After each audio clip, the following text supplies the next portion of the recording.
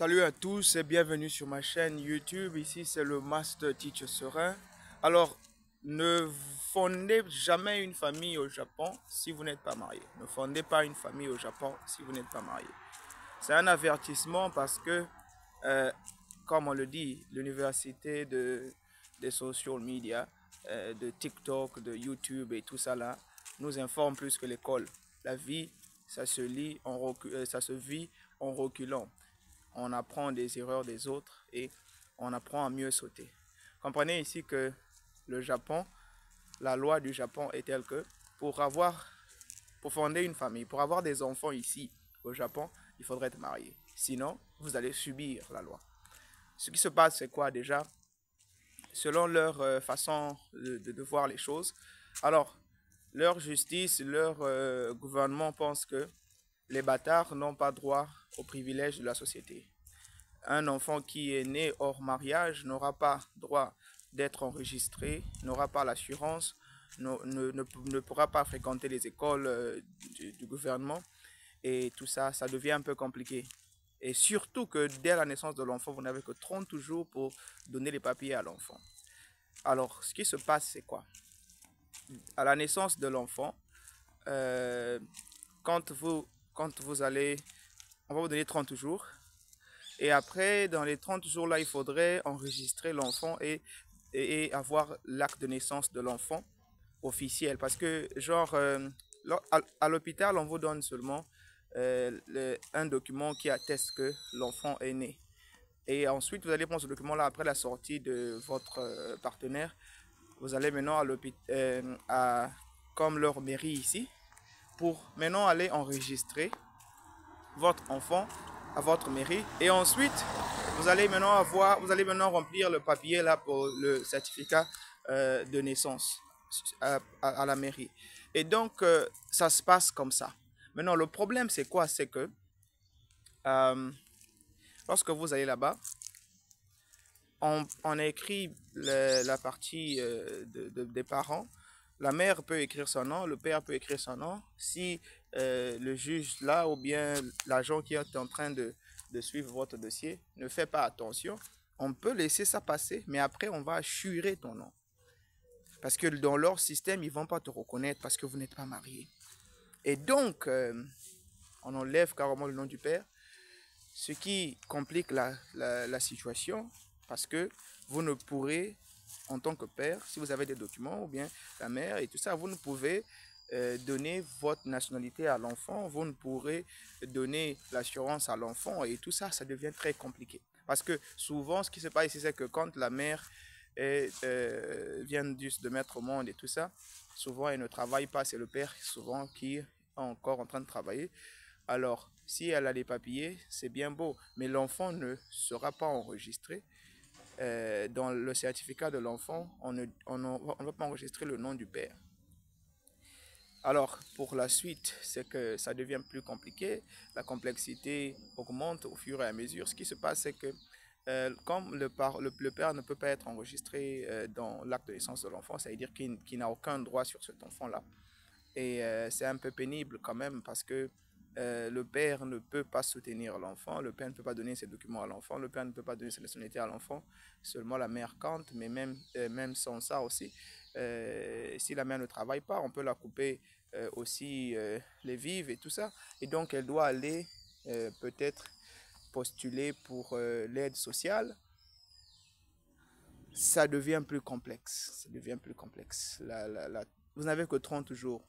Et donc, avec la pression, dans la majorité des cas, ce serait difficile pour vous de donner à l'enfant la nationalité durant ces 30 jours-là, parce que déjà pour postuler pour un passeport, souvent c'est à partir de 6 mois, bon il y en a qui vont même à partir du premier mois et tout, mais ça peut te prendre au moins un mois minimum, donc c'est presque impossible de donner la nationalité du père à l'enfant. Non seulement ça, parce que le nom du père n'est pas écrit sur l'acte de naissance, donc il n'a aucun droit sur l'enfant. Donc il faut encore adopter ton propre enfant. Alors pour adopter ton enfant, il faut maintenant aller à l'ambassade de la mère qui a donné sa nationalité à l'enfant pour qu'on puisse te reconnaître et dire que non, parce qu'on sait que bon, chez nous, le père, il a été reconnu comme père biologique de l'enfant. Et donc, enfin, donnez-lui une faveur pour reconnaître son enfant auprès de votre justice, parce que nous l'avons reconnu en tant que père. Et donc, ça te permettra de, quand tu vas, quand tu vas vouloir donner tes papiers à l'enfant, d'utiliser ça comme document de support sur l'acte de naissance japonais qui n'a pas ton nom, pour dire que bon voilà, il y a eu comme une compensation, comme la reconnaissance de l'enfant. Et après ça, vous allez avancer encore dans la difficulté parce que vous comprenez que c'est vraiment beaucoup de choses à vivre. Et dans la majorité des cas, vous, les 1 mois qu'on vous donne au début, dès la naissance de l'enfant, pour donner les papiers de l'enfant, ça sera difficile de déjà adopter l'enfant et puis euh, aller postuler pour son visa. Et donc, non seulement ça, l'enfant n'a pas encore de passeport. Et donc, il faut postuler l'enfant comme réfugié pour dire que l'enfant n'a pas de passeport pour des raisons de naissance, je ne sais pas quoi là et tout. L'enfant vient de naître, il y a pas grand-chose. Et on va postuler pour le passeport quand l'enfant, peut-être à partir de 6 mois, ou bien on va vous donner un document qui va justifier l'identité de l'enfant, comme l'équivalent du passeport, mais de façon réfugiée. Et à ce niveau-là, vous pouvez donner la nationalité de l'enfant à la mère. Et ensuite, vous passez maintenant euh, à, à la transition avec le père. Bref, c'est une très mauvaise idée de venir ici au Japon, fonder une famille, avoir des enfants si vous n'êtes pas marié. Parce que selon eux, les enfants bâtards n'ont droit à rien. Et ils se sont arrangés à ce que leur système ne puisse pas favoriser euh, le fait que tu puisses avoir un choix de d'abord apprendre à connaître ta femme et tout. Quand on ne se marie pas parce que on veut protéger l'enfant ou quoi que ce soit. On se marie parce que vous êtes d'abord un couple et après, vous pouvez vivre pour les enfants. Oui, vous venez ensemble pour vivre pour les enfants. Mais aussi, le mariage, c'est pas forcément entre toi et les enfants. Le mariage, c'est toi et ta femme. Et c'est des choses qu'on fait parce que on est prêt pour cela. Bon, la bonne nouvelle, c'est parce que le mariage ici au Japon n'est pas comme chez nous en Afrique où il faut épouser toute la famille, il faut avoir des millions, il faut avoir ceci, il faut faire au moins 4 mariages. Ici, le mariage officiel, c'est justement juste celui que vous allez à la mairie pour signer un document, vous avez besoin de deux témoins. Ce qui est aussi un problème parce que vous êtes peut-être étranger ici, vous n'avez pas assez des amis. Si vous vous mariez sous la constitution de vos pays, de votre ambassade, souvent ils demandent que les témoins puissent être des couples mariés. Ce qui est un peu difficile à trouver ici avec nos communautés africaines qui n'aiment pas se soutenir. C'est difficile de trouver un couple qui va accepter de vouloir être votre témoin et tout ça, surtout que voilà, surtout avec nous les Africains. Donc, des fois, tu es abandonné à toi-même, tu n'arrives pas à trouver des témoins qui vont venir t'aider à signer ces papiers-là, ce qui est encore une difficulté. Pour se marier vite fait, là, avant la naissance du bébé, ça peut être compliqué parce qu'il faut aussi demander les documents de certificat de célibat de votre pays. Et ça doit être, on doit mettre le cachet dessus pour attester que, bon, voilà, vous êtes célibataire. Et ensuite, avec ce document-là, vous allez donner l'acte de naissance aussi et tout ça là. Et après, vous allez comme réserver la place pour faire le mariage.